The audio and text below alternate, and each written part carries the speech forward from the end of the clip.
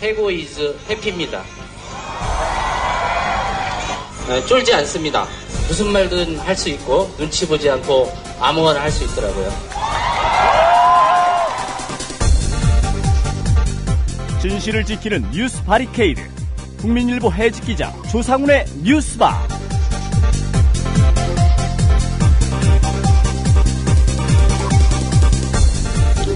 청취자 여러분 안녕하십니까, 조상훈입니다. 2월 10일 월요일 뉴스바입니다. 오늘 아침 뉴스바가 마련한 뉴스 메뉴부터 소개해드리겠습니다. 김용판 전 서울지방경찰청장에 대한 법원의 무죄 판결 이후 정치권, 특히 민주당이 다시 한번 소용돌이에 휩싸였습니다. 민주당 입장에서 남은 카드는 특검뿐입니다. 물론 박근혜 대통령과 새누리당이 이 카드를 쉽게 받을 리는 없습니다. 지도부에 대한 당내 불신의 기류도 민주당으로서는 부담스러운 대목입니다. 민주당 최고위원 우원식 의원을 이슈 탐험에서 만나봅니다. 지난 5년 24명의 노동자와 그 가족이 목숨을 잃었습니다. 살아있는 노동자들도 더러는 송전탑 위에서 170일이 넘는 고공농성을 벌이다가 더러는 서울 대한문 앞에서 사지가 들린 채 내쫓겨야 했던 일이 있었습니다. 이 지난한 세월 법은 언제나 그들을 외면해왔습니다. 그랬던 법이 가까스로 노동자들 곁에 섰습니다. 쌍용차 노동자들에 대한 해고가 무효라는 서울고법의 지난 7일 판결 얘기입니다. 전국 금속노조 쌍용차 지부 한상균 전 지부장을 초대석에서 만나보겠습니다.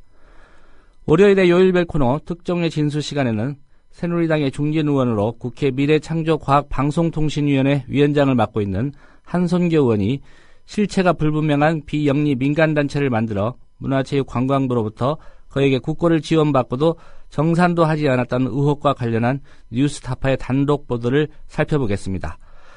오늘은 인터뷰 일정상 황준호의 월드 리뷰를 먼저 듣겠습니다. 광고 듣고 잠시 뒤에 다시 오겠습니다. 학교폭력 예방 앱 스마트 보디가드. 스마트폰 왕따 문자 등 사이버 학교폭력이 6배 이상 늘었습니다. 학교폭력은 언제나 욕설, 모욕, 협박과 같은 폭력 문자를 동반합니다. 그런 학교폭력 문자만을 감지하여 부모님께 알려드립니다. 미리 알면 예방할 수 있습니다.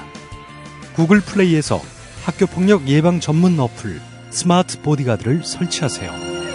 지금 설치하고 먼저 무료 이용해보세요.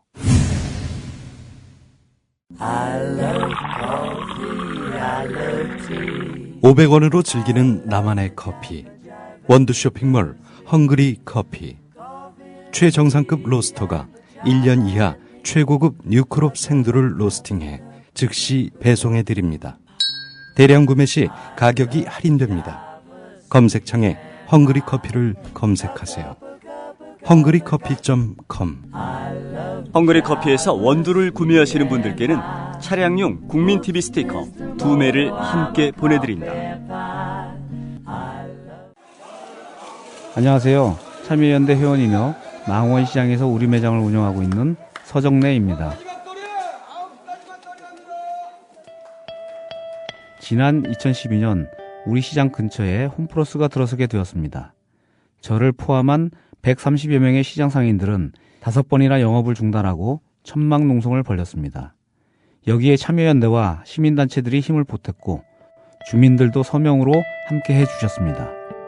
그 결과 작년 12월 31일 망원역 홈플러스 익스프레스는 문을 닫았습니다. 전통시장과 함께 살기 위해 기업형 슈퍼마켓이 문을 닫은 첫 번째 사례입니다. 하지만 국회는 민생법안 처리를 미루고 정부는 별 관심을 보이지 않는데요. 그래서 항상 을들의 편에서 함께 싸우고 있는 참여연대가 더 소중하게 느껴집니다. 국민TV 라디오 청취자 여러분, 전국의 을들과 함께하는 참여연대 회원이 되어주십시오. 전화 02-723-5300을 통해 가입하실 수 있습니다.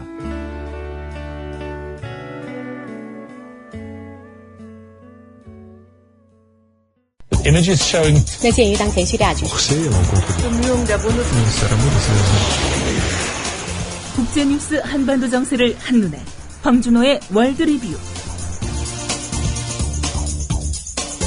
네, 주말과 밤사이 국제 뉴스 그리고 한반도 관련 소식부터 알아보겠습니다. 황준호 기자 스튜디오에 나오셨습니다. 안녕하십니까? 안녕하십니까? 예, 무엇보다 좀 관심이 갔던 선거였습니다. 일본 도쿄도지사 선거가 있었는데요. 사실상 자민당이 민 후보가 당선됐다 이렇게 봐야 될까요? 그렇습니다. 어제 치러진 도쿄도지사 선거에서 아베 신조 정권의 지지를 받은 마스조의 요이치 전 후생노동상이 압승해서 아베 내각의 국정 독주가 이어지게 됐습니다. 최종 개표 결과 열린여당인 자민당 공명당의 지원을 받은 마스조의 후보는 211만 3천여 표를 얻어서 압승했습니다. 2위는 우스노미야 전 일본 변호사협회 회장이었고요. 3위는 호소카와 전 총리였습니다. 마스조에는 이렇게 해서 인구 약 1,300만 명의 연간 예산 약 140조 원을 집행하는, 우리 돈으로 140조 원을 집행하는 일본 수도의 행정 책임자이자 2020년 도쿄올림픽 준비 책임자라는 중책을 맡게 됐습니다. 임기는 4년입니다. 예. 호소카와 전 총리가 나섰는데 2위도 아니고 3위를 했네요. 예. 이 점 때문에 우리도 좀 관심을 많이 가졌지 않았습니까? 그렇습니다. 즉각적인 탈원전을 핵심 공약으로 내놓았던 호소카와 후보는 일본 정치인 중에서 인기가 가장 높은 고이즈미 전 총리의 전폭적인 지원을 받았습니다. 그렇지만 유권자들의 표심이 탈원전 여기에보다는 경기, 고용, 복지 이런 문제 쪽에 더 관심이 쏠리면서 3위에 그쳤습니다. 예. 호소카와는 출마를 망설이느라고 준비 기간이 짧았고 탈원전이라는 쟁점이 좀처럼 떠오르지 않았다라고 패인을 설명했습니다. 그리고 2위인 우스노미야 후보는 3인당과 공명당, 그러니까 일본 좌파 쪽의 지원을 받았었는데 탈원전 지지파하고 또 진보 성향의 유권자들, 이 사람들의 표가 호소카와 후보에게 분산이 되면서 2위에 그쳤습니다. 탈원전 후보 두 사람이 단일화를 못한 게 결국은 마스조의 낙승의 결정적인 요인이 됐습니다. 예.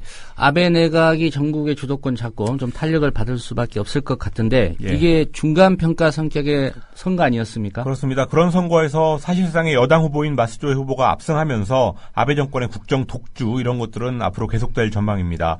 또 아베 정권의 원전 재가동 정책도 탄력을 받게 됐는데요. 정치적인 스승인 고이즈미, 아베 총리의 정치적인 스승인 고이즈미가 작년 하반기부터 탈원전을 굉장히 강하게 외치면서 아베가 거기에 상당한 압박을 받았었습니다. 그런데 이번 선거 결과로 그런 압박까지 털어내게 됐습니다. 정부 대변인인 스가 관방장관은 경기, 고용, 사회복지보장제도, 재해방지, 에너지, 도쿄올림픽 이런 문제에서 정책의 방향성을 같이 하는 마스조의 도지사의 탄생은 앞으로도 아베 정권의 큰 성공하게 될 거다 이렇게 얘기를 했는데요. 이런 거 말고도 아베 정권의 우경화 흐름 여기에도 가속화가 될 걸로 전망되고 있습니다. 예. 마스조의 후보가 받은 득표를 보니까 예. 투표율이 좀 굉장히 낮았을 것 같다는 생각이 드는데 어떻습니까? 그렇습니다. 선관위가 집계한 최종 투표율은 46.14%로 재작년 말에 그 중의원 선거하고 같이 도쿄도지사 선거를 치렀었는데 그때는 62.6%였는데 거기에 비해서 크게 밑도는 수치였습니다. 예. 토요일과 일요일 도쿄 일대에 엄청난 폭설이 내렸는데 그게 영향을 미친 것 같고요. 그러면서 도쿄도지사 선거 사상 세 번째로 낮은 투표율을 기록했습니다. 지난주에 별세한 미국의 유명한 정치학자 로버트 다리슨 민주주의론이라는 걸 보면은 거기에 정치 선진국인 영국에서도 비가 오면은 젊은 사람들이 투표장에 안 나가서 보수당이 승리한다 이런 얘기가 나오는데 예. 아마 도쿄도지사 선거 역시 그런 영향을 받았던 걸로 보입니다. 예. 우리나라도 6월에 지방선거가 예정돼 있는데 예. 투표율은 좀 높았으면 하는 바람입니다. 예. 미국의 북한 인권 특사, 북한에 들어갈 것이라는 보도가 있었는데 이게 또 전격적으로 취소됐다는 보도가 있군요. 예, 북한이 미국 국무부의 로버트 킹 북한 인권 특사의 방문을 허용하기로 했다가 전격 취소했다고 일본의 교도통신이 소식통들을 인용해서 오늘 새벽에 보도했습니다. 킹 특사가 북한에 억류되어 있는 한국계 미국인 케네스 배준호 씨의 석방을 위해서 이르면 10일, 내일 오늘이죠. 예. 오늘 방문할 예정이라고 지난 금요일에 일본 총령기관지 조선신보가 보도한 적이 있었습니다. 그래서 킹 특사가 케네스 배를 데려오는 게 아니냐 이렇게 기대가 됐었는데 그게 무산되는 분위기입니다. 예. 킹 특사는 작년 8월에도 한번 북한에 이제 가려다가 못 가지 않았습니까? 그렇습니다. 북한이 작년 8월에도 킹 특사를 초청했었는데 당시 미국이 한국과의 군사훈련에 핵무기를 탑재할 수 있는 B-52 폭격기를 투입하겠다는 결정을 내렸고 예. 북한이 거기에 항의하는 과정에서 방북 직전에 초청을 취소한 적이 있습니다. 이번에도 북한과 미국이 최종 협의를 하는 과정에서 아마도 북한이 한미 군사훈련의 축소나 중단 이런 것들을 요구했는데 그게 잘 안 되지 않았나 하는 추정을 해볼 수 있습니다. 예, 말씀하신 그 24일부터 열릴 예정인 한미연합훈련. 근데 일정 공식 통보한다고요? 예, 훈련의 대략적인 일정은 뭐 이미 언론 보도를 통해서 알려져 있지만 오늘 중으로 북한과 중국 같이 주변국의 한미연합 군사훈련의 자세한 일정이라든지 뭐 규모 이런 것들을 통보할 예정입니다. 그런데 문제는 20일부터 시작되는 이산가족 상봉인데요. 예. 북한이 지난주에 남북 상호 간의 이룩된 합의를 다시 생각할 수도 있다. 이런 얘기를 해서 혹시 이번 그 한미연합 훈련 통보를 꼬투리 잡아서 이산가족 상봉에 어려움을 조성할지 모른다. 이런 우려가 나오고 있습니다. 그럼에도 불구하고 지금 상봉 행사를 준비하는 인력이 금강산에 머물고 있는데요. 아직까지는 북한의 태도로 볼 때 판을 완전히 깨지는 않을 거라는 기대가 있습니다. 뭐 강원도 폭설까지 겹쳤는데 이산가족 상봉 행사에는 큰 영향이 없을 거라는 게 통일부의 설명입니다. 예. 요즘 한일 관계 별로 좋지 않은데 한국과 일본의 고위급 접촉을 한다는 소식이 있는데 이게 미국 쪽에서 나온 얘기입니까? 예. 에반 메데이로스 백악관 아시아 담당 선임 보좌관이 연합뉴스하고 인터뷰를 했는데요. 한국과 일본의 과거사 갈등과 관련해서 양국이 관계 개선의 길을 모색하기 위해서 곧 고위급 접촉을 갖는 것을 환영한다. 이런 얘기를 했습니다. 예. 미국의 양대 동맹인 한국과 일본한테 고위급 대화 채널을 통해서 외교적인 해법을 한번 마련해보라 이런 메시지를 미국이 내놓은 걸로 해석되고 있는데요. 그렇지만 메데이로스 보좌관은 한일 양국 사이에 언제 또 어떤 형태의 고위급 접촉이 이루어질지 여기에 대해서는 분명히 언급하지 않았습니다. 일본 쪽에서도 보도가 있었군요. 예, 아베 신조 일본 총리의 외교 책사라고 불리는 야치 쇼타로 국가안보국 국장이, 국가안보국이라는 것은 일본판 NSA라고 해서 작년 말에 출범된 건데요. 예. 이 국가안보국 국장이 조기에 한국을 방문해서 김장수 청와대 국가안보실장을 만나는 방안, 이것을 추진하고 있다고 니온게이자이 신문이 지난주에 보도한 적이 있었습니다. 그런데 그게 언제가 될지는 모르겠지만 아마도 그 야치 국장의 방문을 계기로 해서 한일 간의 고위급 접촉이 있지 않을까 싶습니다. 그렇지만 아베 정권의 우경화에 대해서 우려하는 목소리가 분명히 있기 때문에 일본하고 접촉을 하더라도 국민들한테 뭐 다는 알릴 필요는 없지만 어느 정도 좀 공개하고 또 동의를 받는 그런 과정 하에 박근혜 정부가 움직여야 될 것 같습니다. 예, 한일 간의 접촉이 이루어지고 있군요. 예. 네, 오늘 소식 고맙습니다. 감사합니다. 네, 황준호 기자였습니다.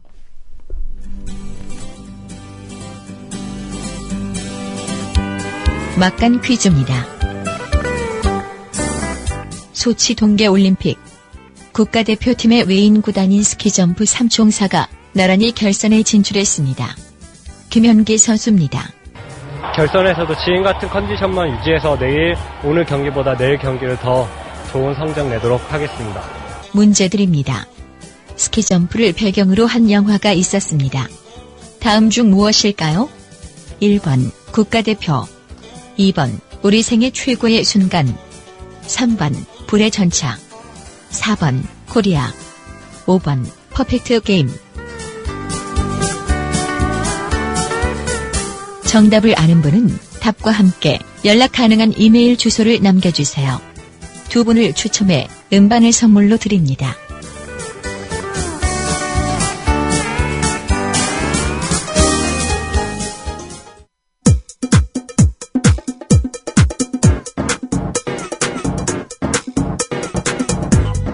조상훈의 뉴스바. 이제는 이슈 탐험입니다.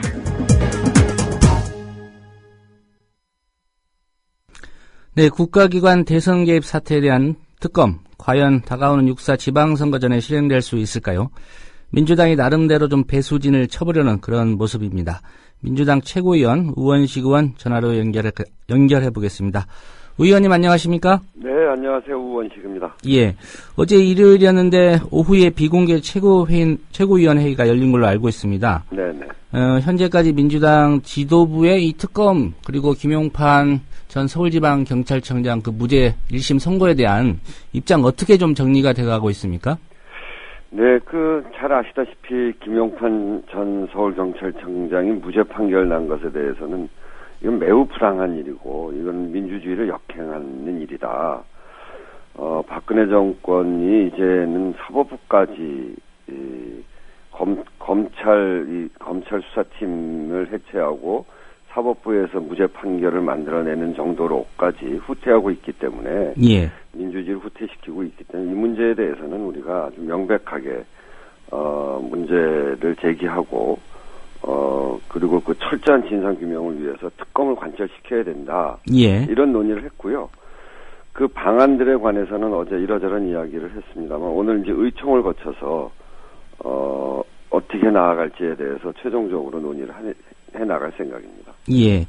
그 법원 선고 후에 새누리당 같은 경우에 이제 민주당에게 사과를 요구했고요. 또 뭐 그런 분위기로 본다면 이제 특검과 거리가 먼 입장 고수하고 있는데요. 이 사실상 새누리당의 이런 입장 특검 거부로 받아들이시는지요? 이게 우리 속담에 그 방귀 낀 놈이 성낸다고 오히려 이 민주당에게 사과 요구하는 건 정말로 적반하장도 유분수입니다. 사실 어이가 없죠. 그 김용판 경찰청장이 무죄 판결 난 거는 그 전 과정들을 잘 봐야 되거든요. 최동욱 검찰총장이나 윤석열 특별수사팀장을 찍어내고 그리고 사실상 공소유지조차 어려울 정도로 이렇게 만들어버린 거 아닙니까? 예. 그렇게 해서 된 문제인데 이것에 대해서 오히려 민주당에 사과하라. 이거 어느 국민이 이걸 받아들이겠습니까? 게다가 오늘 아침 신문에 김관진 국방부 장관이 사이버사령부로부터 보고를 받았다는 건데요. 이건 지금까지 들었던 사실과 전혀 다른 사실이거든요. 이런 것들이 속속 밝혀지고 있는데 그러면 우리 국민들이 그 지난 이런 대선에서의 정부기관의 선거 개입 문제를 해결하려면 이제는 특검으로 가는 수밖에 없다 이렇게 느끼고 있고요. 예. 그런 점에서 우리가 특검을 요구하고 있는데 우리 보고 사과하라고 하는 거는 특검을 안 하겠다라고 하는 것을 전제로 해서 또 그것을 강조하기 위해서 그렇게 하고 있는 거겠죠. 예. 그 지난 연말이었죠. 여야 그 사자회담 합의 결과를 보면요. 이 특검에 대한 언급이 있는데 지금 민주당이 새누리당이 요구하고 있는 거 이 특검 이행을 전제로 한 그런 구체적인 방식을 논의하자는 얘기인지 아니면 이행 자체에 관해서 좀 얘기를 해보자 이런 입장인지 좀 설명을 해주시죠. 저희는 지난 연말 그 양당의 정기국회 의사 일정에 관한 합의서에서 특검 부분에 대해서는 특검 시기와 범위를 계속 논의한다. 이렇게 합의했거든요. 예, 특검은 하기로 전제가 돼 있다 이 말씀이죠. 네, 합의를 이끌어내기 위해서 저희도 무지 애를 썼고요. 그래서 시기와 범위를 논의한다는 건데 그 말은 이행을 전제로 해서 구체적인 계획을 세우자. 시기와 범위를 정하자 이런 이야기죠. 예. 그때 합의도 그런 내용이고요. 그렇다면은 이제는 시기와 범위를 얘기할 때가 됐다 이런 입장이시군요. 그렇죠. 이제 지난 그 김용판 무죄 판결을 보면서 이건 도저히 지금의 검찰팀에다가 맡겨놓을 수 없다. 진상규명을 새로이 해서 너무나 명백한 여러 가지 정황 증거들이 그 문제가 있었다는 게 드러나고 있음에도 불구하고 그렇기 때문에 이거는 다시 새로운 조사를 통해서 진상을 규명하지 않으면 안 된다는 게 국민적 요구이기 때문에 예. 지금 이제 특검으로 가야 된다는 거죠. 예. 사실 지난 연말만 하더라도 특검을 좀 밀어붙일 수 있는 민주당이 갖고 있는 카드가 있었는데요. 지금은 딱히 그런 게 좀 없는 것 아닌가 이런 게 국민들의 좀 시각인 것 같습니다. 어느 선까지 좀 생각을 하고 계신지 궁금하고요. 의사일정 전면 보이콧 얘기를 하시는 분도 있는데 어떤 입장이십니까? 하여튼 그 당 안에서 여러 가지 의견이 나오고 있습니다. 저희는 이제 국민 여론에서도 나타나듯이 합리성이 결여된 이번 재판 결과가 결국 특검 필요성을 절실하게 보여준다는 점에서 특검을 도입하기 위해 이런 의사일정 포기하자라고 하는 당내 여론도 있고요. 예. 또 다른 한편으로는 국민이 부여한 의회의 제2당으로서의 지휘와 역할, 즉 대정부 질의와 이런 것까지 포기해야 되느냐 하는 또 이 의사일정 중단에 대해서 부정적인 시각도 당내에 있죠. 그래서 이것을 결정하는 기준은 그것이 온건하냐 강경하냐 이런 문제가 아니라 민주당이 특검을 도입하는데 어느 것이 더 유리한가라고 하는 관점에서 봐야 될 거고요. 예. 그런 점에서 오늘 의총에서 충분히 논의해서 결론을 내릴 생각입니다. 예. 오늘 의총이 진행되면 어느 정도 가닥이 잡힐 거라고 보시는지요? 네. 그렇게 되겠죠. 오늘 중요한 의총이니까요. 예. 지난해 지나간 일입니다만은 김한길 대표 체제에서 원내 병행 투쟁을 하셨습니다. 네. 이런 부분을 놓고 사실상 찬반을 같이 주장하는 것이다. 그리고 네. 민주당이 기권하는 것이나 마찬가지다. 이런 주장을 하신 분들도 있던데 여기에 대해서는 어떤 생각이십니까? 그건 너무 재판을 바라본 결과 중심으로 너무 이야기하는 것 같고요. 예. 민주당이 더 열심히 싸워야 했다라고 하는 것은 두말할 나위가 없는 일인데요. 원내 병행 투쟁 자체가 문제였는지 아니면 원내 병행 투쟁을 치열하게 하지 못한 것이 문제인지 그래서 저는 이 투쟁의 수단보다는 투쟁을 이끌어 나갔던 어떤 지도부의 어떤 자세랄까요? 예. 이런 점에 있어서 우리가 좀 더 각성해야 된다 이런 지적으로 저는 생각하고 있습니다. 예. 오늘 의총에서 충분히 의견을 개진하시겠습니다만은 그 의원님 개인적으로는 지금 민주당 구체적으로 좀 어떤 결단이 필요하다고 보시는지요? 지금은 이제 민주당이 내부적으로 단결이 매우 중요한 시기이기 때문에 저 혼자 의견을 부수기 이야기하는 건 적절치 않을 것 같고요. 예. 단지 지금보다는 더 높은 수준의 각오와 전략이 필요하다 이렇게 생각합니다. 예. 그 6월에 이제 지방선거가 있는데요. 그 지방선거 전략 중에 이 특검이라는 게 좀 주요 의제가 되고 주요 이슈가 될 것이다 이런 전망도 있는데요. 이런 분위기에 맞춰서 지방선거 전략 완전히 새로 짜야 된다 이렇게 보시는지요? 이 지방선거는 커다랗게는 두 가지 문제입니다. 지금까지 우리가 민주주의와 민생 이렇게 이야기했습니다만 이 민주주의 위기는 김용판 무죄로 아주 적나라하게 우리한테 다가오고 있는 거 아닙니까? 예. 그거를 극복하기 위해서 특검을 이야기하는 거고요. 또 하나는 그것과 함께 박근혜 대통령이 대선에서 약속했던 이 경제 민주화 이 문제를 어떻게 우리가 끌고 나갈 거냐 이런 것들이 중요한 두 축이 될 것 같습니다. 물론 이제 왜 특검을 도입해야 하는지에 대해서는 여실한 사건이 보여줬기 때문에 이 높은 전략이 필요하고요. 또 하나는 지방선거 자체가 특검 중심으로만 된다면 자칫 서민경제 위기에 대한 당의 전략이 한쪽으로만 쏠리는 것으로 비칠 수 있기 때문에 예. 그렇게만 가는 것은 좀 곤란하다고 생각하고 이 두 가지 문제 민주주의와 민생의 균형추를 잘 잡아서 나가야 된다고 생각합니다. 예. 그 김용판 전 서울지방경찰청장에 대한 무죄 선고 이후에 안철수 신당 쪽에서도 특검의 필요성 강조를 했습니다. 이 부분과 관련해서 그 안철수 의원 측과 정책공조 다시 야권 연석회의 네. 오랜만에 만난다는 얘기도 있는데요. 구체적으로 어느 정도 얘기가 오가고 있는 상황이 있습니까? 네네. 그 특검법안 발의를 위해서 공조했던 비상시국회의라는 게 있습니다. 예. 이 비상시국회의 여기는 안철수 의원 쪽도 참여하고 있는데 이 비상시국회의를 다시 열어서 특검에 대한 의견을 나누자 이렇게 지금 이야기가 되고 있고요. 그리고 여러 세력이 특검 없이는 결국 대선 개입 사건에 대한 실체적 진실 규명이 어렵겠다 하는 인식을 함께하고 있는 상황이기 때문에 공동 대응에 대한 구체적인 입장이 여기서 나올 거라고 생각합니다. 예.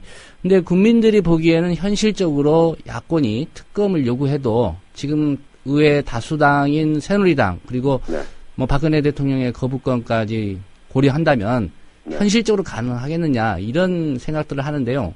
어떤 입장이십니까? 그건 이제 제도 안에서 보면 의회 구조 안에서 보면 그리고 대통령이 갖고 있는 권한까지로 보면 어렵죠.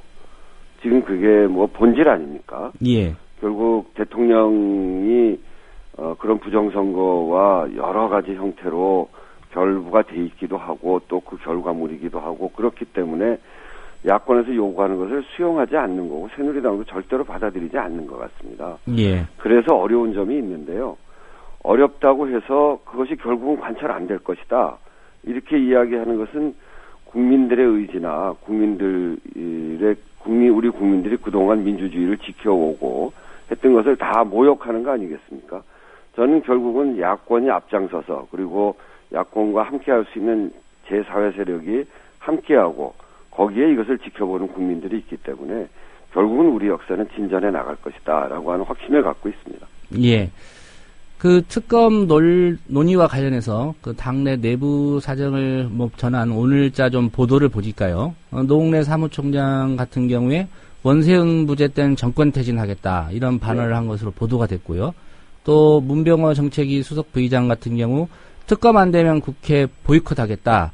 그런데 지도부는 이 일부 주장일 뿐이고 이거 당론 아니다 이런 입장인데요.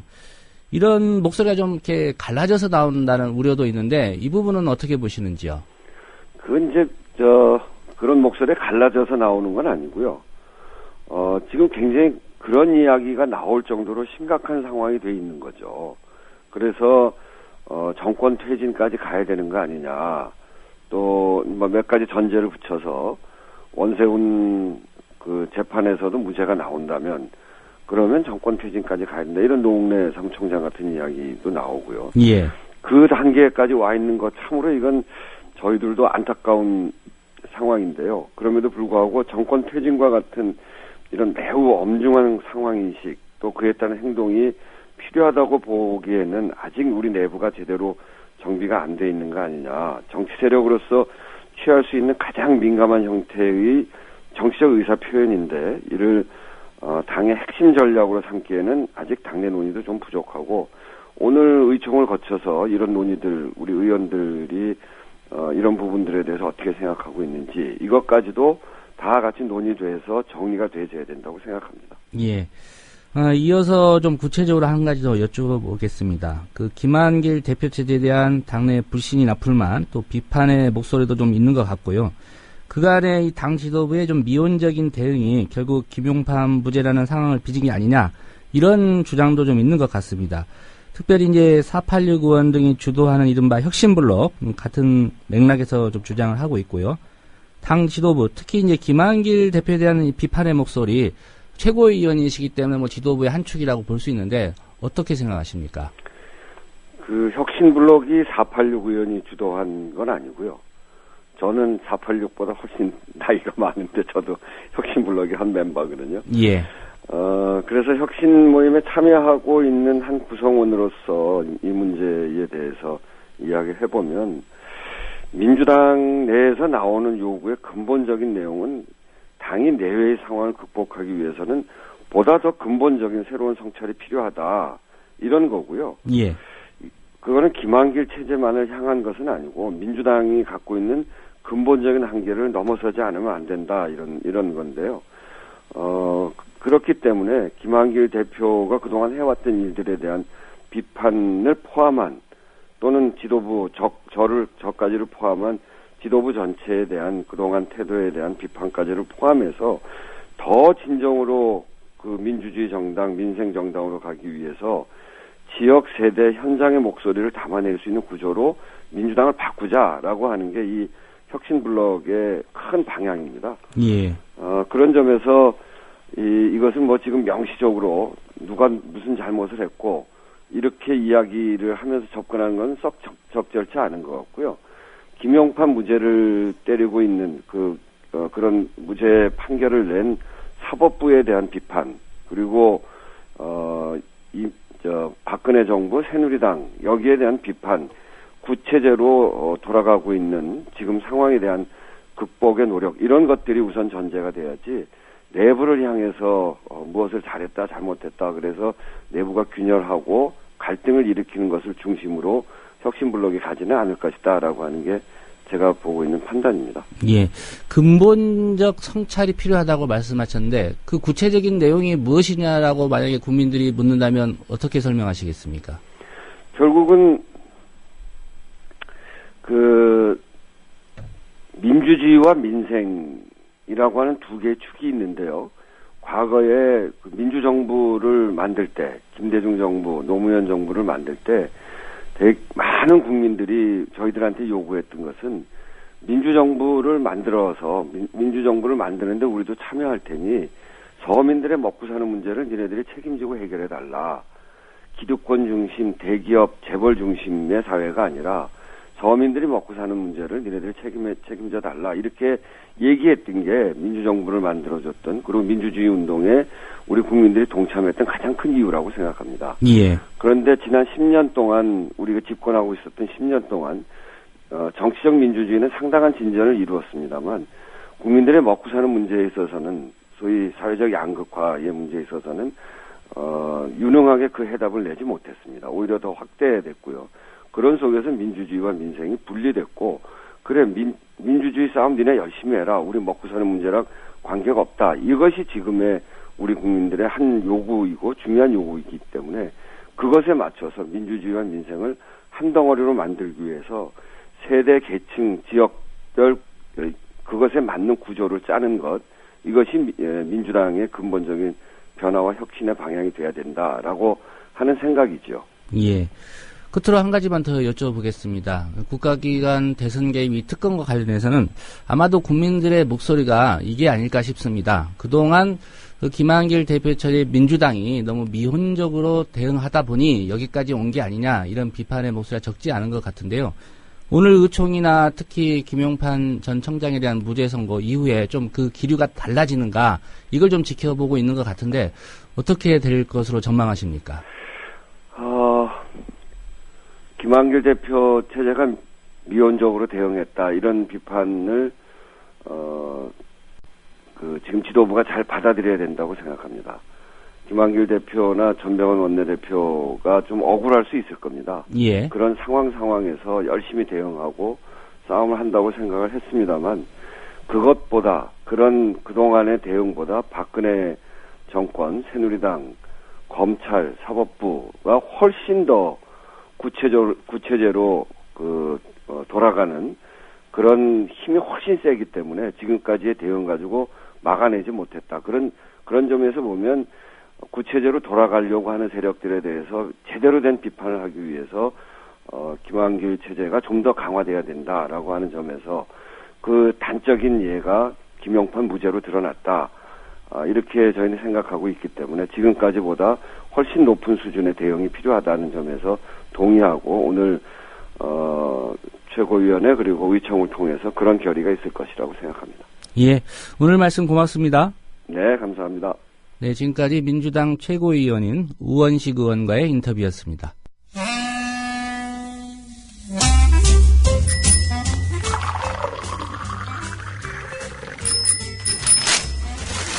아침 신문 귀로 읽으세요. 김용민의 조간 브리핑. 네, 우원식 의원과의 인터뷰 일정 때문에 조간 브리핑을 좀 뒤로 미뤘습니다. 김용민 PD로부터 조간신문 브리핑 다소 좀 늦게 받아보시겠습니다. 네. 우원식 의원이 바로 제 옆 지역구였는데, 예, 뭐 감회가 새롭네요. 예, 한 번은 되고 한 번은 안 된 차이죠. 예, 노원을이었고 제가 노원갑이었습니다. 갑의 운명이 을의 운명만 못하네요. 예, 보니까. 예. 오늘 첫 곡지 어떤 기사 꼽으셨습니까? 한겨레 일면 기사입니다. 김관진 국방부 장관이 사이버 사령부의 대선 개입 이거 보고 받았다는 겁니다.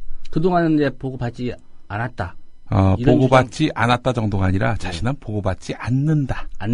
이런 이야기를 했었어요. 국회에서 이런 말을 했습니다. 그러니까 결국 국회에서 거짓 답변한 거 아니냐. 이런 의혹을 가질 수밖에 없는 겁니다. 2012년 대통령 선거와 국회의원 총선 당시에 국군 사이버 사령부 심리전단의 대남 심리전 대응 작전 결과를 이제 보고받은 것으로 드러났다는 겁니다. 자, 이 내용은 어떻게 알게 됐냐면요. 사이버 사령부의 대선 개입 의혹 사건 수사를 맡고 있는 국방부 조사본부의 한 관계자가 민주당 진성준 의원에게 말을 했다는 겁니다. 사이버 사령부가 국방부 장관에게 국내외에 그 1일 사이버 동향 1개, 북한의 대남 심리전 대응 작전 결과 1개 등 2가지 상황 보고를 했다는 겁니다. 예. 자, 결국 김관진 국방부 장관이 이 정치 관여 내용이 포함된 작전 보고를 받았음에도 불구하고 이를 묵과했다는 거 아니겠습니까? 군의 정치 개입 활동을 방조한 것이다. 이렇게 봐야 할 것입니다. 더구나 장관이 사이버 사령부의 정치 관여에 대해서 자신의 책임을 회피하기 위해서 국회에서 위증을 한 것이라면은 이건 뭐 정치적 책임뿐만 아니라 법적 책임도 져야 하겠죠. 한겨레 일면 기사가 이러합니다. 예. 민주당 진성준 의원이 그런 사실을 들었다고 하니까 또 민주당 입장에서는 대응을 해야 되겠군요. 그렇습니다. 예. 한편 김관진 장관은 한겨레 기자가 계속 전화를 했지만은 뭐 답변하지 않았다고 합니다. 경향신문 사면 기사로 가보겠습니다. 원희룡 전 의원이 이런 말을 했네요. 새누리당에서 자기 보고 제주지사 안 나가면은 두고 보자고 했다. 이렇게 말이죠. 지금 여권에서는 홍문종 사무총장, 서청원 의원 등 실세들이 나서서 출마를 고사하는 후보들에게 설득 반, 협박 반 이러면서 전방위적인 공세를 펴고 있다는 겁니다. 예. 원내대표에 도전해야 하기 때문에 경기지사 안 나간다. 이런 남경필 의원에게는 또 출마를 안 하면 원내대표를 할 수 있겠느냐. 이렇게 협박했다고 합니다. 출마를 하면 원내대표 못하죠. 예. 출마를 안 하면 원내대표를 할 수 있겠느냐. 이거 뭐 무슨 말이에요 이게 도대체. 원내대표 선거도 선거 아닙니까? 거기에도 출마를 해야 되잖아요. 일단. 글쎄 말이에요. 예. 참. 자, 제주지사 출마를 고사한 원희룡 전 의원에게는 거부하면 당에서 정치하기 어려울 것이다. 그러면서 두고 보자. 이런 말을 했다는 겁니다. 지금 이런 압박은 황우여 대표도 받고 있는 모양입니다. 인천시장 출마 요구 지금 받고 있다고 하는데요. 자, 이 공교롭게도 현재 그 지목된 차출론 대상이 된 남경필 의원, 원희룡 전 의원 등 이런 분들 보면은 대부분 비주류란 점이 이 뒷말을 낳고 있습니다. 예. 비박근혜 핵심을 다 내보내서 결국 떨어뜨리게 함으로써 말살시키려는 것 아니냐.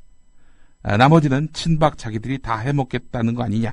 이런 험한 분석이 나올 정도입니다. 자, 이런 걸 보면은 지금 새누리당이 지방선거 국면에서 상당히 그 불리한 정치적 지형 위에 서 있는 것이 아닌가. 이런 관측을 할 수 있겠습니다. 그나저나 새누리당이 원희룡 전 의원에게 제주지사 나가라 이러고 있다는 거 아닙니까? 예. 우금민지란 어떻게 되는 겁니까? 여러 가지 그 비난과 구설수에도 불구하고 새누리당으로 옮겨왔는데 말이죠. 엄청난 사람들을 끌고 와서 새누리당에 입당을 했는데 이거 어떻게 한다는 건지. 예. 자, 우금민 지사의 암달도 상당히 관심입니다. 자, 한겨레 일면을 보니까 김상곤 경기교육감과의 인터뷰 내용이 있네요. 교육감 3선 도전을 중심으로 고민하고 있다. 최종 판단은 3월 중에 내릴 것이다. 최종 판단이라면 교육감이 아니라 경기지사 후보로 나갈 것인지 말 것인지 이거를 3월 안에 결정 내리겠다라는 겁니다. 예. 지금 안철수 신당 쪽이 이 김상곤 교육감을 끌어들이려 하고 있지 않습니까? 실제로 한겨레 기사를 보니까 안철수 신당 쪽 핵심 관계자는 여러 채널을 통해서 김상곤 교육감의 경기지사 출마 의사를 타진하고 있다 이렇게 밝혔다고 하는군요.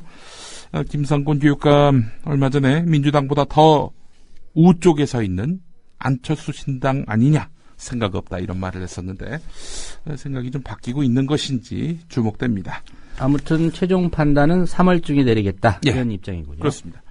자, 중앙일보 사면을 보겠습니다. 이 안철수 신당 심상치 않다. 이런 제목입니다. 뭐가 심상치 않느냐? 호남에서 민주당 지지율이 안철수 신당 지지율을 앞섰다는 겁니다. 호남 1위를 탈환했다는 거죠, 민주당이요. 예. 자, 한국갤럽의 지난 9일 여론조사 결과를 보면은 광주, 전남, 전북 지역에서 새정치신당 지지율은 27%로 민주당 34%에 뒤처졌습니다. 한 달 전에 비해서 새정치신당은 18%포인트 급락하고 민주당은 3%포인트 오른 결과라고 합니다. 예, 한 달 전에 이제 안철수 신당이 45%였고 네. 민주당이 31%였군요. 그렇습니다. 예. 전국 지지율도 신당은 하락세였는데요. 1월에 31%에서 2월 25%로 떨어졌다는 겁니다. 지난해 6월 이후 가장 낮은 수준이라고 합니다. 지금 뭐 이런 추세가 다른 조사기관에서도 마찬가지라고 하는데요. 자, 지지 정당이 없는 무당층에서 신당 지지자가 줄고 의견을 유보하는 사람이 늘어난 결과라는 분석입니다. 또한 예. 안철수 신당이라고 묻지 않고 새정치 신당이라고 물어봤거든요. 그래서 이제 그것도 영향이 있는 거 아니냐라는 평가도 있고요. 하지만 근본적으로는 최대 아킬레스건인 인물난이 지지율에 반영되기 시작한 거 아니냐. 안철수 신당, 저 사람이 없는데 과연 가망이 있겠냐. 이런 의구심이 지금 여론조사에 반영되고 있다는 겁니다. 중앙일보 사면 분석이 그러합니다. 예. 자, 지금 뭐 안철수 신당 주변에서는 그 영입 인사들이 몸값을 올리려 한다. 갈수록 신당의 그 판세가 불리하다고 보는 것 아니냐. 확신이 서기 전까지 말하지 않는 안철수 스타일이 다른 사람들한테로 번지고 있다. 뭐 갖가지 뒷말이 나오고 있다고 하는데 야권 연대를 놓고 최근 오락가락한 그런 그 행보를 보이고 있지 않습니까? 이 사람은 야권 연대한다. 저 사람은 야권 연대 안 된다. 이런 것들이 또 국민에게 피로감을 심어준 거 아니냐라는 그런 해석도 나오고 있는데요.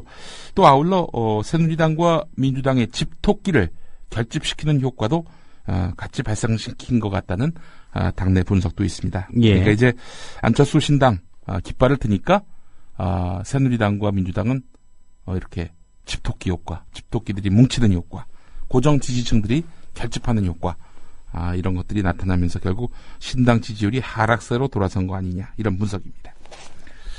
자, 한국일보 일면을 보니까 말이죠.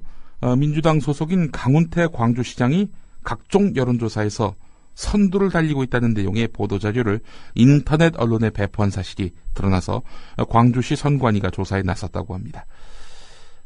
강훈태 시장이 광주시 이 공보 조직을 동원해서 지금의 강훈태 시장이 여론조사 1위다. 이런 식의 보도자료를 배포했다는 거죠.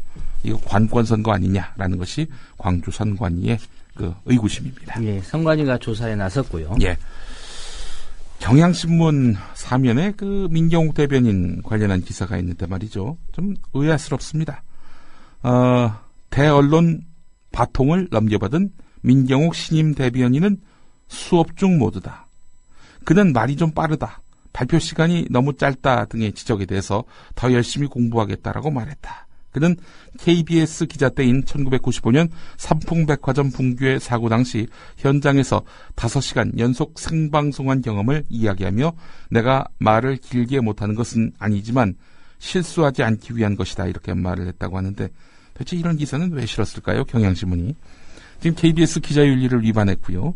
최근까지 뉴스 앵커한 사람이 순식간에 대통령이 입이 된 이런 상황에 대한 비판적 시각이 없습니다. 경향신문이 이런 기사는 왜 실었을까요? 열심히 공부하고 있는 민경욱 대변인 예쁘게 봐달라 뭐 이런 의미인가요? 의아스럽습니다. 서울신문 일면으로 가보겠습니다. 내러티브 리포트라는 그 코너명인데요. 살처분에 고통받는 방역 공무원의 그런 이야기입니다. 예. 끔찍한 가축의 비명, 발버둥. 내 10년은 생지옥이었다. 이 10년 동안의 이 방역 활동에 나서면서 살처분을 했다는 얘기인데 과로, 흥분 겹치는 밤샘 작업이 이어지고 동물과 씨름하느라 만신창이인데 스트레스 장애로 수년씩 신음하고 있다. 이런 이야기입니다. 무고한 생명을 살상하는 일 아니겠습니까? 살처분이라고 하는 것이. 여기에 스트레스를 받지 않는다면 그건 보통 담력이 아니죠. 예. 참 이분의 안타까운 사연을 오늘 서울신문이 일면에서 싣고 있고요. 자, 이런 가운데 한겨레 신면을 보니까 말이죠. 정부가 인정한 동물복지농장도 예방적 살처분 대상이 됐다는 겁니다. 예. 동물복지 인증 농장은 뭐냐면요. 동물을 풀어서 키우는 거죠. 밀집 사육하지 않고. 이런 동물들이 당연히 면역력이 다른 동물들에 비해서 훨씬 뛰어나지 않겠습니까? 그럼에도 불구하고 인근 농가에서 조류 인플루엔자가 발병했다는 이유로 닭 7만 마리를 무조건 살처분하라. 이런 통보를 받았다는 겁니다. 이건 한마디로 공무원들의 행정 편의주의 발상이 아니겠는가. 모두 죽이면 인증은 왜 하나. 동물복지 농장 인증은 왜 하나. 이런 반발이 있었다는 겁니다. 한겨레 일면으로 가보면요. 한국전력공사 한전이 경남 밀양 765kV 초고압 송전탑 건설 공사 면적을 환경영향평가 때의 2배 이상으로 확대하는 등 불법 공사를 벌여온 사실이 확인됐습니다. 그러니까 마땅히 환경영향평가를 받아야 될 그런 땅은 말하자면은 절반밖에 안 됐다는 겁니다. 예. 100%가 아니라 한 50% 정도 이렇게 환경영향평가를 받았다는 건데요. 나머지 구간의 공사는 그러면 불법 아니겠습니까? 환경영향평가를 받고 해야 되는데 받지 않고 공사를 했다. 그렇습니다. 그래서 정부는 환경영향평가 위반 사실을 알았습니다. 한전을 처벌해야 되는 거 아닙니까? 그런데 환경영향평가 변경을 서둘러 마친 것으로 드러났습니다. 한전을 위해서 이렇게 환경영향평가 변경을 맞춰가지고 한전이 처벌을 받지 않도록 배려했다는 겁니다. 예. 이런 게 다 있어요. 하나마나한 환경영향평가 한겨레가 일면에서 짚고 있습니다. 자, 경향신문 6면으로 가보겠습니다. 지난 금요일에 금속노조 쌍용차 지부 이 해고 노동자들 해고가 불법이다 이런 판결이 나오지 않았습니까? 예. 많은 해고 노동자들 또 해고 노동자 가족들이 눈물을 보이면서 판결에 감격했는데요. 자, 이 판결을 이끈 분이 있습니다. 김경률 회계사인데요. 이 김경률 회계사는 1심, 2심에서 뒤집힌 판결의 핵심인 회계 문제를 2009년 파업 당시 처음으로 제기했고, 지난해 6월에는 안진 회계법인의 2008년 말 쌍용차 회계감사 보고서와 그 기초자료인 조서 내용이 서로 다르다는 결정적인 회계 부실 정황을 밝혀냈습니다. 결국 이번 해고 무효 판결의 핵심 주역이 바로 이 김경률 회계사인데요. 예. 이분의 인터뷰를 오늘 경향신문이 실었습니다. 이런 말을 했습니다. 감사조서와 감사보고서, 1심, 2심에 각각 제출된 감사조서, 금융감독원에 제출된 조서 등의 숫자가 모두 다르다. 10원 단위까지 맞춰야 하는 것이 회계다. 예를 들어서 감사조서와 감사보고서에서 1,600만 원의 차이가 났는데 이걸 단순 오류로 치부하고, 그리고 이 서울대 최종학 교수, 이 양반 같은 경우 무려 1,000억 원이 넘는 돈의 차이를 미미한 차이라고 해버렸다는 거죠. 예. 회계 조작을 드러내지 않으려고 하다 보니까 곳곳에서 나타난 것 같다, 이렇게 지적을 했는데요. 자, 이거 이런 일들이 발생하는 이유는 뻔합니다. 회계법인과 고객인 회사는 일종의 갑을 관계라는 거죠. 회사가 갑이고 회계법인은 을이라는 겁니다. 그렇기 때문에 회계법인이 깐깐하게 나오면은 그럼 업체 바꿔버리지. 저렇게 깐깐하게 나오는 회계법인 뭐로 계약을 해? 이렇게 생각할 수 있다는 겁니다. 당연히 이 회계법인은 회사의 입맛에 맞게 회계를 만들 수밖에 없다는 거죠. 이런 구조적인 문제가 결국 쌍용차 해고자의 양산이라는 비극을 불러왔다는 겁니다. 이런 지적 한번 좀 새겨들을 필요가 있습니다. 이 지적이 이제 항소심에서 결정적으로 해고가 위법이었다, 이런 판단하는 근거가 됐고요. 그나저나 이 공소시효가 지금 9일 남겨놨습니다. 이 허위 재무제표 작성 혐의 서둘러 밝혀내야 할 텐데 말이죠. 그래서 검찰이 쌍용차 회계 조작 수사를 재개하기로 했다고 하는데, 근데 허위 감사 보고기 때문에 이거는 범죄시효가 이 9일 앞이 아니라 4월 7일로 연장돼야 한다라는 그런 내부 목소리도 나오고 있는 상황입니다. 관련한 기사가 한겨레 6면에 있습니다. 예. 자, 김용판 무죄와 관련해서 법조계가 이율 배반이다, 이렇게 지적하고 있는데요. 핵심 쟁점인 분석 범위 제한. 그러니까 분석 범위 제한과 관련한 쟁점은요, 서울경찰청 사이버 분석팀이 이 김하영 씨, 국정원 직원 김하영 씨의 하드디스크 분석 범위를 2012년 10월 이후 3개월 동안 작성한 문재인, 박근혜에 대한 비방 지지글에 해당하는 자료로만 제안을 했는데, 박근혜, 문재인이 거론되지 않은 자료들에 대해서는 제대로 분석을 못했다는 거 아니겠습니까? 이렇게 되면 과연 국정원의 선거 개입을 확인할 수 있었고, 또 그런 국정원의 선거 개입과 관련해서 이거는 선거 개입이 아니다라고 서울경찰청이 서둘러 판단하게 된 그 배경을 정확하게 짚을 수 있겠느냐. 따라서 분석 범위를 제한한 상황에서 내린 법원의 김용판 무죄 판결은 상당히 문제가 있다라는 지적, 오늘 경향신문과 한겨레가 짚고 있습니다. 예. 자, 이 검찰 지금 마땅히 이 문제와 관련해서 제대로 된 그런 그 항소 논리를 개발해야 될 텐데, 글쎄요, 김용판 무죄에도 지금 미온적 대응이라고 오늘 국민일보가 신면에서 다루고 있는데요. 김진태 총장 일기진용을 갖췄는데 정치적 민감한 사건에 대해서는 지금 머뭇거리고 있다는 겁니다. 이거 말고도 대화록 무단 열람, 유출 의혹 218일째 제자리 걸음이고요. 최동욱 전 검찰총장 혼외자 의혹 정보 유출 사건 137일째 진전을 못 보고 있다는 겁니다. 미적대는 검찰, 국민일보 신면 제목입니다. 예.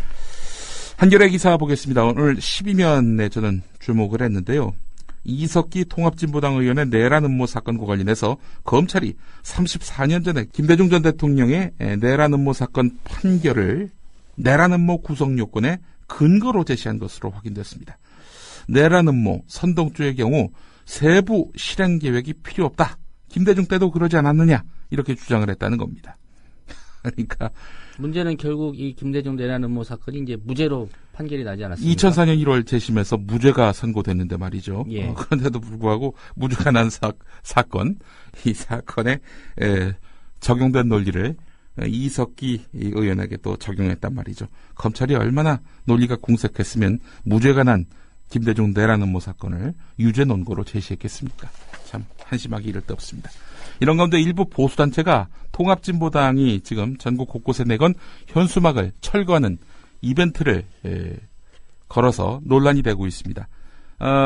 문화상품권을 지급하겠다. 그러니까 통합진보당이 현수막을 철거하면은 문화상품권을 지급하겠다라면서 이렇게 선동하고 있다는 건데요. 자, 그런데 철거 권한은 본인들에게 없습니다. 민간인 일부러 철거를 했다간 그 법에 저촉돼가지고 처벌받을 수가 있습니다. 정당 현수막은 그러합니다. 자, 그럼에도 불구하고 자기들이 임의로 철거를 하고 철거하면 문화상품권을 지급하겠다? 이건 법을 모르고 하는 이야기 아니냐. 이런 지적입니다. 예. 한 가지 기사만 더 살펴볼까요? 예. 자, 조용기 목사와 관련한 그런 의혹에 대해서 여의도 순복음교회가 이 진상조사위원회 조사 결과를 발표했습니다. 자, 당회 진상조사위원회 조사 결과를 보면요, 관련 의혹, 그러니까 기도모임 장로들이 제기했던 조용기 목사 반대쪽에 섰던 장로들이 제기했던 의혹의 대부분은 사실면에서 오해 또는 과장됐다. 이렇게 밝히고 있는데, 관련한 정확한 내용은 이걸로 보시면 됩니다. 장로 기도 모임이 지난해 11월 기자회견에서 주장한 조용기 목사 일가의 비리 의혹 가운데 돈과 관련된 일부 내용이 사실임을 인정한 것으로 해석된다고 오늘 한국경제신문이 36면에서 다루고 있습니다. 예. 교회 관계자의 말을 빌렸는데요. 사실상 교회 돈을 회수할 것이다라는 그런 뜻도 포함된다고 봐야 한다라고 말을 했습니다. 이건 뭐냐면은 조용기 목사가 교회 돈을 가로챘다. 이런 이야기 아니겠습니까? 예. 어제 교회 발표 내용을 지금 국민TV가 좀 단독으로 입수해서 지금 갖고 있죠? 예, 그렇습니다. 예. 관련한 내용을 정호종합뉴스 그리고 뉴스피드에서 소개를 해드릴 예정입니다. 자, 그렇다면 오늘 조용기 목사의 둘째 아들인 조민재 씨가 회장으로 있는 국민일보는 어떻게 보도하느냐? 한 줄도 안 나왔습니다. 한 줄도. 지난해 12월 13일자 국민일보는 조용기 목사를 비방했던 일부 장로들, 그들의 주장은 대부분 거짓으로 확인됐다. 그리고 16일자 사설에서는 이런 허위 주장을 일삼는 장로들, 여의도 순복음교회가 단호히 대처해야 한다. 이렇게 주장을 했었는데, 이른바 교회 중간조사 결과를 이제 입수했다며 이렇게 보도했는데, 네. 최종 조사 결과가 나왔는데 그거는 한 줄도 보도를 안 했단 말인가요? 예, 최종 조사 결과는 조용기 목사의 회계 부정이 있었던 것으로 확인됐다. 이런 겁니다. 예, 그래서 보도를 안 한 건가요? 알 수 없습니다. 예, 오늘 여기까지 듣겠습니다. 예. 김용민 PD였습니다.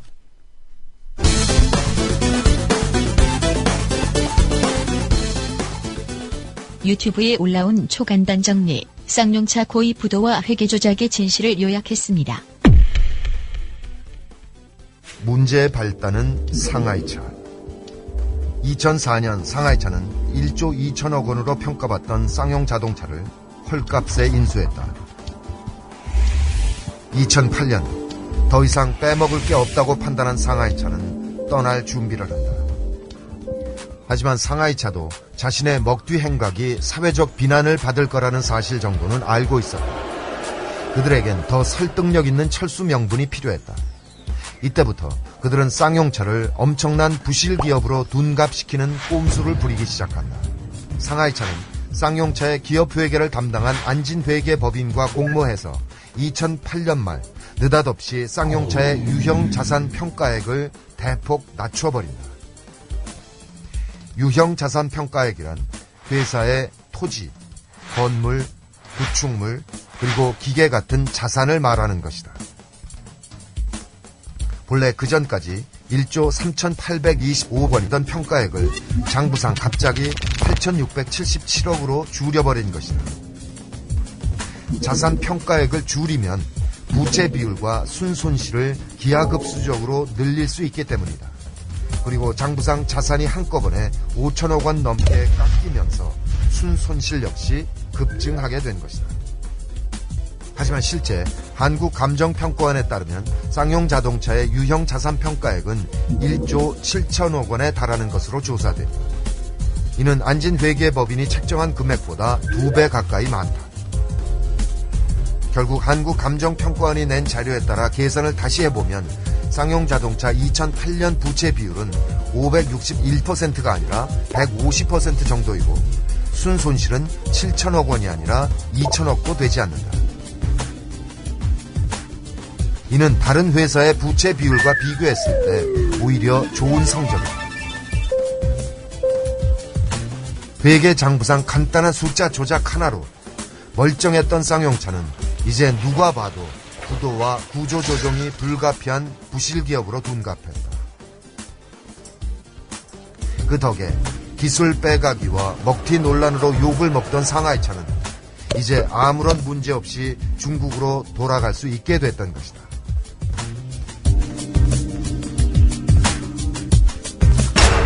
결국 이 회계 조작으로 아무 잘못 없는 노동자들이 해고당합니다. 그리고 쌍용자동차 대령 해고 사태 이후 해고자와 가족이 자살이나 돌연사로 목숨을 잃고 있습니다. 가족들이 13명을 넘었습니다. 쌍용차 해고 노동자가 자신의 임대 아파트에서 몸을 던졌습니다. 차 안에 번개탄을 피워놓고 자살했습니다. 그리고 22번째 사망자가 발생하면서 다시 한번 그들의 아픔을 되짚었습니다. 아빠 못 가게 해주라. 아빠 못 가게 해주라. 이러면 그게 아빠 못 가게 해요. 아빠가 어쩌다 고와요. 그리고 지난 금요일 5년 전 대량 해고를 당한 쌍용차 해고자들이 5년 만에 회사로 돌아갈 수 있는 길이 열렸습니다. 법원이 원심을 깨고 해고는 무효라고 판결했습니다. 특히 정리해고의 출발점이 된 회계보고서를 엉터리라고 지적했습니다. 재판부는 이 보고서가 매출을 과소평가했으며 부정확한 자료를 이용해 인원 감축의 근거로 삼았다며 오류가 있었다고 설명했습니다. 너무 고생을 많이 하고 이래서 사는 게 아니라 그냥 버티면서 왔거든요. 빨리 이분들 바뀐 새 작업복 입고 공장으로 복직할 수 있었으면 좋겠고요. 저희 해고 잘못됐다고 그렇게 판결해 주신 법원에 정말 진심으로 감사드리고요. 무엇보다 포기하지 않고 지금까지 이런 순간을 맞게 해주신 여기 서 계신 우리 해고자들 분들께 진심으로 감사드립니다. 대한민국 어떤 방송도 전하지 않은 판사의 말이 있었습니다. 마지막 인내의 시간이 그리 길지 않기를 바랍니다.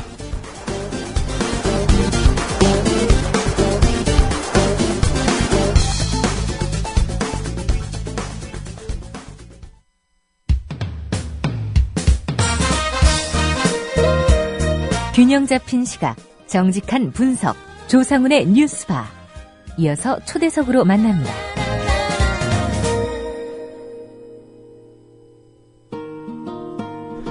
네, 잘 들으셨을 겁니다. 지난 주말에 있었던 서울고법의 쌍용차 해고 노동자에 대한 해고 무효 소송, 해고는 무효다 이런 판결을 내렸는데요.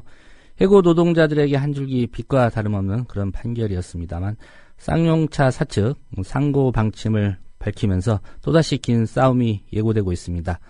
쌍용차 노조의 전면 파업 투쟁을 이끌었던 분입니다. 전국 금속노조 쌍용차 지부의 전 지부장이셨죠. 한상균 전 지부장님 전화로 연결돼 있습니다. 한지 분장님 안녕하십니까? 네, 안녕하십니까? 예, 많이 이제 감격도 하셨고 주말 보내셨는데 아직도 좀 소외가 남다르실 것 같은데 어떻습니까? 네, 참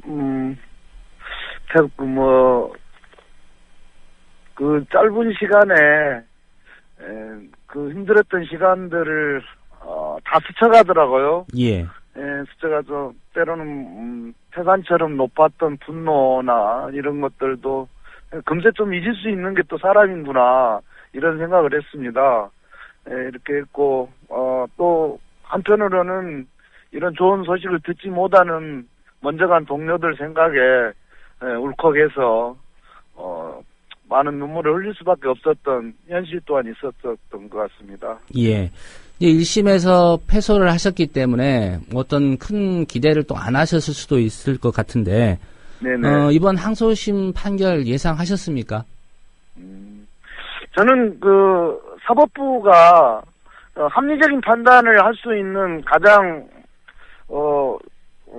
책임 있는 조직이다 이렇게 저는 판단하고 있었거든요. 예. 그래서 잘못된 정리해고에 대한 그런 근거와 전제들에 대해서 저희 쌍차 지부와 우리 대리인들, 변호사나 회계사들과 함께 그동안 준비했던 것들이 저는 어떠한 정치적 판단으로서도 비켜갈 수 없겠다는 생각은 있었습니다. 예. 그럼에도 불구하고 정례근은 피할 수 없는 거 아니냐는 그런 판결이 나올지도 모르겠다라는 불안감은 상존하고 있었던 게 사실입니다. 예. 그 회사 측에서는 상고하겠다는 방침을 밝힌 것으로 지금 보도가 됐고요.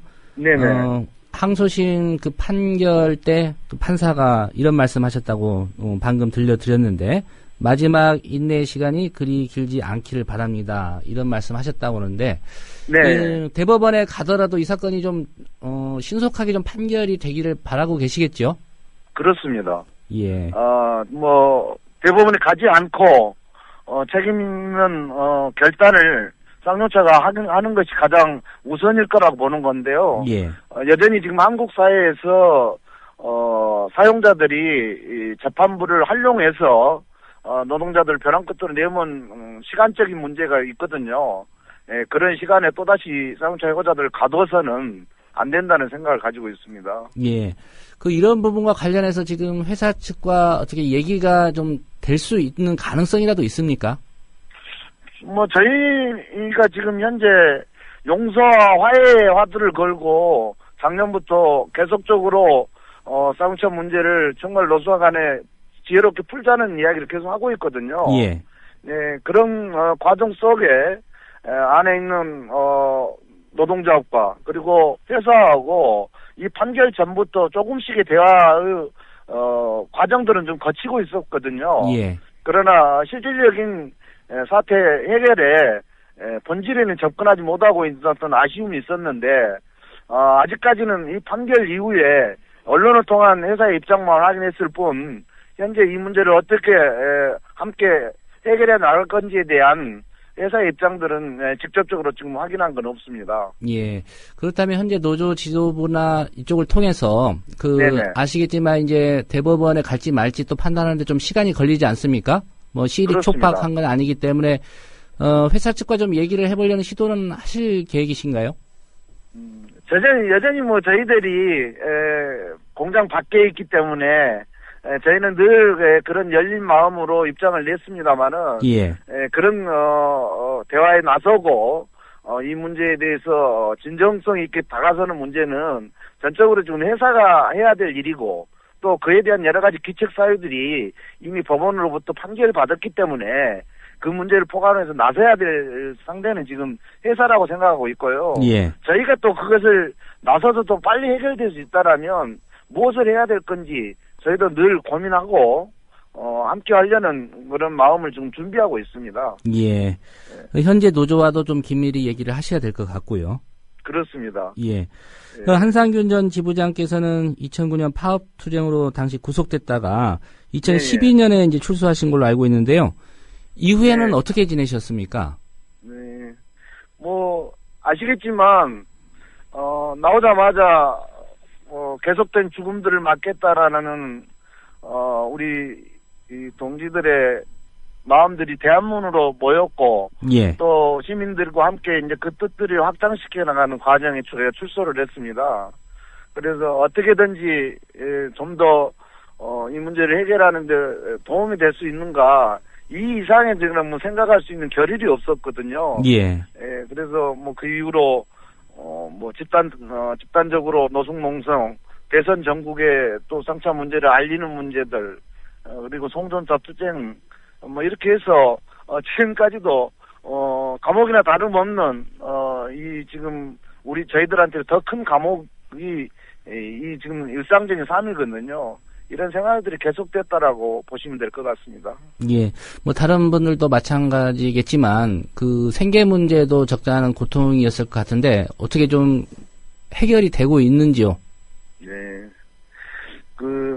세상은 돈으로만 다 살 수 없는 것들이 현실적이지만, 그럼에도 불구하고, 생계의 어려움들은, 누구한테 털어놓을 수도 없는, 그런 문제이기는 했습니다. 근데 그런 문제들을, 저는, 개인적으로 감옥에 가 있어서, 예.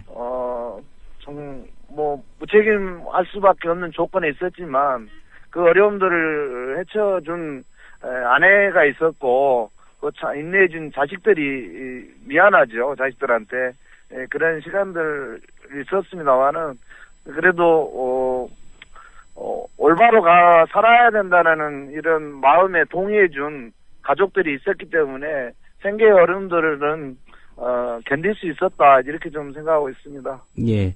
그 한상균 전 지부장님 같은 경우에 이제 이번 그 해고 무효 소송과 별개로 이제 징계 해고를 당하셔서 지금 판결 앞두고 있는 걸로 알고 있습니다. 예. 예. 26일인가요? 그 판결이?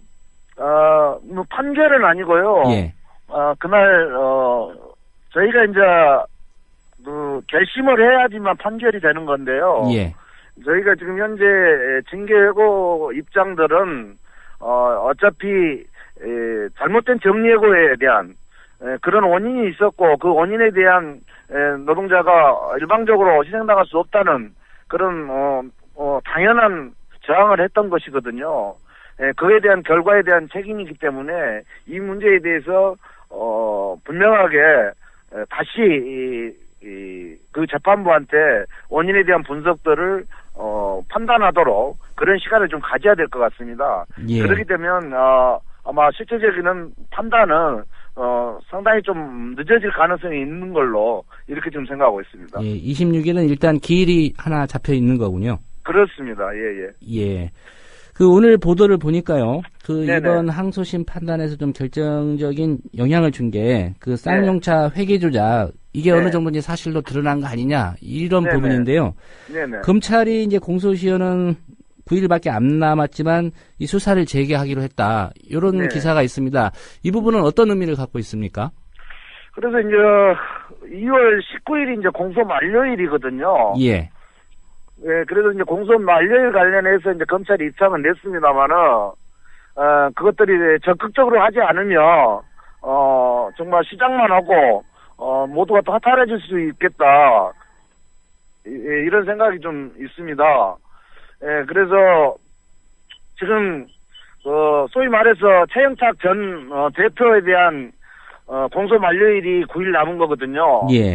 예, 그래서 이제 그분, 최영탁 전 대표 같은 경우에는 결국 상하이가 지금 먹튀 전략에 의해서 부실을 부풀렸던 그런 공모자로 지금 범죄 행위를 받고 있는 것이거든요. 예, 최영탁 그래서, 대표는 전 쌍용차 대표이사 말씀하시는 거죠? 그렇습니다. 예.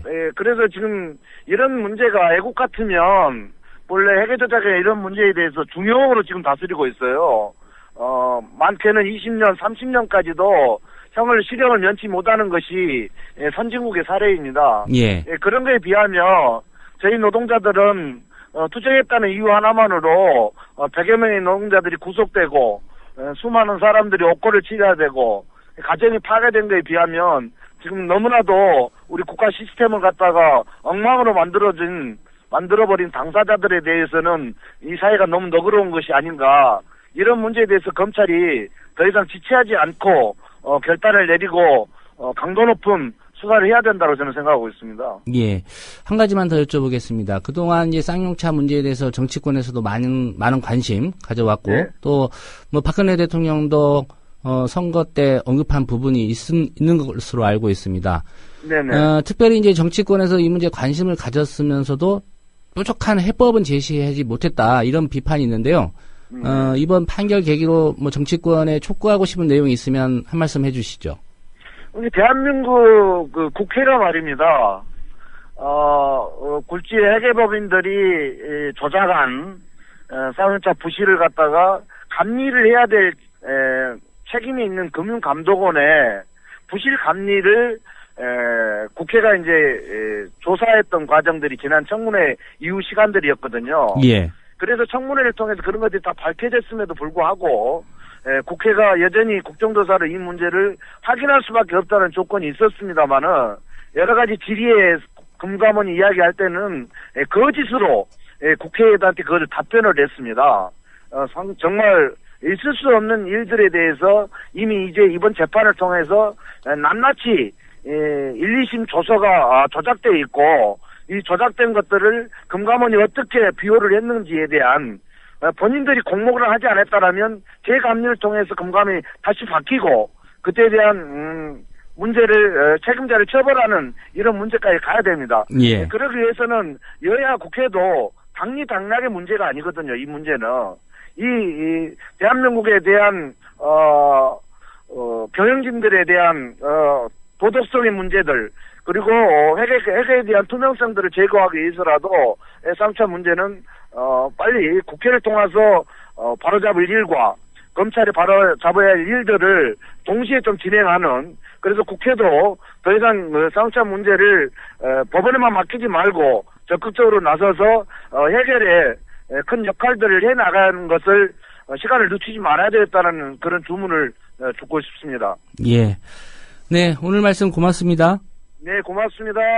네, 지금까지 쌍용차 정리해고 이거 무효였다는 판결 이끌어낸 전국 금속노조 쌍용차 전 지부장이셨죠. 한상균 지부장과의 인터뷰였습니다.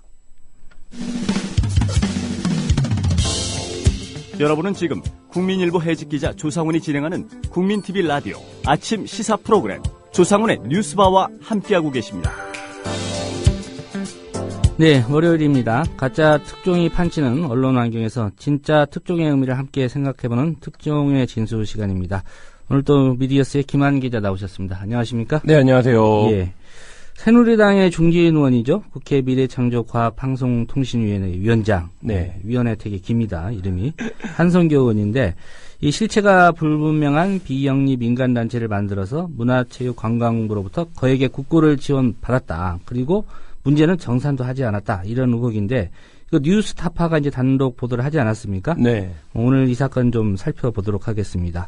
이 불분명한 비영리 민간단체를 만들어서 5억 원을 받아냈다는 주장인데 이게 어떤 사건입니까? 네, 지난 1월 28일 뉴스타파 보도에 따르면 그 새누리당 한성교 의원은 국회 문화체육관광방송통신위원회 간사를 맡을 당시인 지난 2012년 그 1월에 정한문화예술연구회라는 단체를 만들어서 그 문화부의 비영리 민간단체로 등록을 했습니다. 예. 근데 이제 뉴스타파가 이제 회원 명부를 입수해서 조사한 결과 회원의 절반 이상이 한성교 의원과 연관이 있는 사람들인 것으로 확인이 됐습니다. 그래서 이 정한문화예술연구회가 문화부에 공연 사업을 하겠다고 국고 5억 원을 요청한 것이 이제 2012년 4월 26일이었는데요. 예. 문체부는 이례적으로 요청 하루 만인 4월 27일 날 보조금을 전액 지원하기로 결정한 뭐 이런 사건입니다. 예. 회원 절반 이상이 한성교 의원과 연관이 있는 사람들이다. 근데 어떻게 연관이 있다는 거죠? 네, 그 전체 연구회 회원은 119명이 등록이 됐습니다. 그래서 그 국가보조금을 받기 위해서는 100명 이상의 회원이 있는 단체여야 하는데요. 예. 이 119명 가운데 이제 한성교 의원 보좌진 및 보좌진 가족이 8명이고 한성교 의원에 대한 고액 정치 후원을 하는 지인들이 10명, 문체부 산하기관에 다니는 사람들이 11명, 새누리당 전현직 당원이 31명, 그다음에 기타 보좌관 등이 섭외한 지인이 15명입니다. 그러니까 예. 119명 중에 75명이 한 의원과 이제 직간접적으로 관련된 인사였고요. 또 이제 재밌는 것은 이들이 모두 단체 등록 한 달 전인 2011년 12월에 일괄 가입을 했다는 겁니다. 그러니까 보통 단체 회원들이라는 게 이제 상시적으로 가입이 되는 구조라면 예. 가입 날짜가 다 달라야 되는데 이들이 이제 모두 같은 날 그 가입이 된 것입니다. 그래서 뉴스타파가 이 단체 회원으로 등록된 사람들과 통화를 해봤는데요. 이 정한문화예술연구회라는 단체 이름도 모른다. 뭐 이렇게 이제 인터뷰를 하기도 했습니다. 자기가 어느 단체에 소속되어 있는지 그 소속 단체의 명칭을 모른다는 네, 얘기죠. 그렇죠. 예. 그래서 근데 이제 뭐 여러 가지로 모호한 단체인 것은 분명합니다. 근데 이제 문화부가 5억이나 되는 국고보조금 지원 요청을 받은 지 하루 만에 전액 지원하기로 결정을 했다는 것은 특혜 의혹이 나오기 충분하고요. 또 문제가 되는 것은 이 단체가 이제 보조금 5억 가운데 5,900만 원만 사용한 것으로 알려져 있습니다. 그러면 이제 보통 국고보조금은 해당 회계년도에 다 사용을 하지 못할 경우 반납을 하게 되어 있는데요. 예. 잔액 4억 4천여만 원을 아직 국고에 반납하지 않은 그런 상태입니다. 예. 이 미래창조과학방송통신위원회라는 게 이전에는 문방이 아닙니까? 문방이었었죠. 예. 그러면 이 관련 상임위원회 위원장이 네. 소관 그 핵심이죠. 네. 정부 부처인 여기에다가 이제 요청을 했던 것으로 보여지고요. 당시 이제 한성교 의원은 이제 간사, 그 한나라당 간사였고 문방위. 그래서 이제 굉장히 좀 힘 있는 의원이었습니다. 지난 그 국회에서 문방위에서. 그래서 이제 뭐 여러 가지 것들 문방위 주요한 사업들을 주도하는 새누리당 쪽의 멤버였는데 그 당시 가장 핵심적인 피감기관 가운데 하나라고 할 수 있는 문화부에 굉장히 이제 모호한 단체를 만들어서 하루 만에, 그러니까 국고보조금을 신청해보고 받아보고 정산해봤던 관계자들은, 담당자나 이제 실무자들은 이게 얼마나 말도 안 되는 일인지 잘 알 겁니다. 그러니까 예산을 신청한 지 하루 만에 결정이 나고, 뭐 그 예산을 아직 다 쓰지도 않고 반납도 안 했는데 아무 제재도 받지 않고, 이게 사실 말이 안 되는 과정이거든요. 일반적인 이제 국고보조금을 지원받는 단체들의 입장에서 보기에는. 지원받을 당시에는 한나라당 문방위 간사였고, 이제 19대 국회에서 위원장이 되셨죠. 위원장이 된 거죠.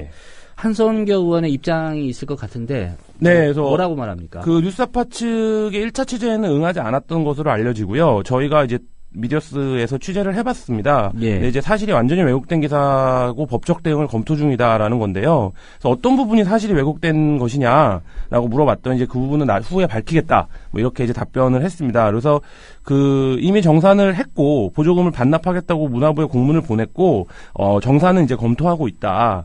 횡령 문제가 아닌데 횡령 문제라고 이제 얘기를 하고 있고 뭐 정식 등록된 단체로 설립에도 문제가 없다. 뭐 이렇게 이제 얘기를 한 상황입니다. 본인들이 좀 해명을 하긴 했는데 그게 기사에 반영이 안 됐다 이런 주장인가요? 네, 그렇습니다. 그러니까 뉴스타파 근데 재밌는 게 한성교 의원 측은 그 예전에 뉴스타파가 문방위 국감을 취재하러 왔을 때 뉴스타파를 내쫓은 전력이 있습니다. 그래서 이제 정식 그 등록된 매체가 아니다. 뭐 이렇게 주장을 하면서 이제 당시 위원장을 하던 시절에 그래서 대한 매체들을 취재를 인정하지 않겠다는 입장을 밝혔었는데 뉴스타파 쪽에서는 이제 당연히 당사자 취재를 위해서 한성교 의원 쪽과 접촉을 했고 취재를 요청을 했는데 한 의원 측에서 적극적으로 이제 말하자면 취재를 이제 말하자면 안 해준 겁니다. 뭐 그런 상황에서 후에 논란이 되니까 지금 이제 그렇게 그 대응을 하고 있는 것으로 보여집니다. 문제는 뉴스타파 보도 이후에요. 한성교 의원이 이제 문화체육관광부에서 직접 예산을 이렇게 부탁한 거 아니냐 이런 의혹이 또 제기됐다는데 이건 또 다른 보도인가요? 네, 그 뉴스타파가 1월 28일 보도 이후에 이제 추가 보도를 했습니다. 2월 7일 보도였는데요. 7일이었는데 그 한성교 의원 측에서 그 이 예산을 받기 전에 문화부 고위 관계자들을 만나서 예산을 달라 이런 요구를 직접적으로 했다라는 겁니다. 그 예산을 지원받기 전인 2012년 4월 한성교 의원은 그 문체부의 당시 이제 국장 등 고위 공무원을 수차례 만나서 예산 지원을 요청했던 것으로 알려졌습니다. 그래서 한 의원은 당시 아까 말씀드렸던 대로 문방위 여당 간사였고 문체부는 피감기관이었던 상황에서 그 4월이면 정부의 이제 스케줄상 그 차기년도 예산안들이 거의 이제 윤곽을 드러내는 시점인데요. 이때 이제 만나서 단체 사업비를 예산에 반영해달라, 우리 단체에 관심을 가져달라는 말로 수차례 이제 압박을 가한 것으로 전해지고요. 그 또 이제 확인 결과 그 원래 이제 자체 예산안에는 없었던 예산인데 문화부가 5억의 보조금을 끼워 넣었고 예산에 이 5억의 보조금은 모두 이제 한 의원의 단체로 들어간 것으로 확인이 됐습니다. 근데 정한문화예술연구회라는 데가 뭐 하는 단체입니까? 뭐 공연기획 이런 것들을 하는 단체라고 한 의원 측은 설명을 하는데요.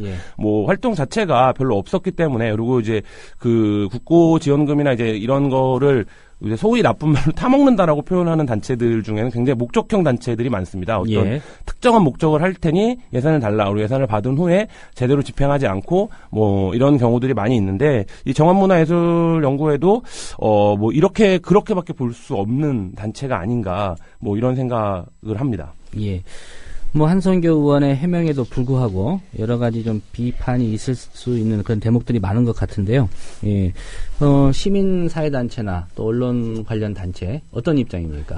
기본적으로 아까 이제 그 조국장님 말씀하신 대로 굉장히 부적절합니다. 이 자체가. 그러니까 예를 들면 국회와 피감기관의 관계라는 것은 사실 이제 가장 서로가 서로에 대해서 그 신중하고 또 어느 정도 이제 거리를 두고 유지를 해가는 것이 맞는데 그 또 현재 국회의원이자 여당 간사였던 사람이 문화부에 직접적으로 압력을 행사하고 굉장히 석연치 않은 과정으로 국가보조금을 타내는 과정들은 굉장히 부도덕한 일이라고 볼 수 있고요. 그래서 언론노조에서는 이제 미방위원장을 즉각 사퇴해야 된다 이런 입장입니다. 한 의원이.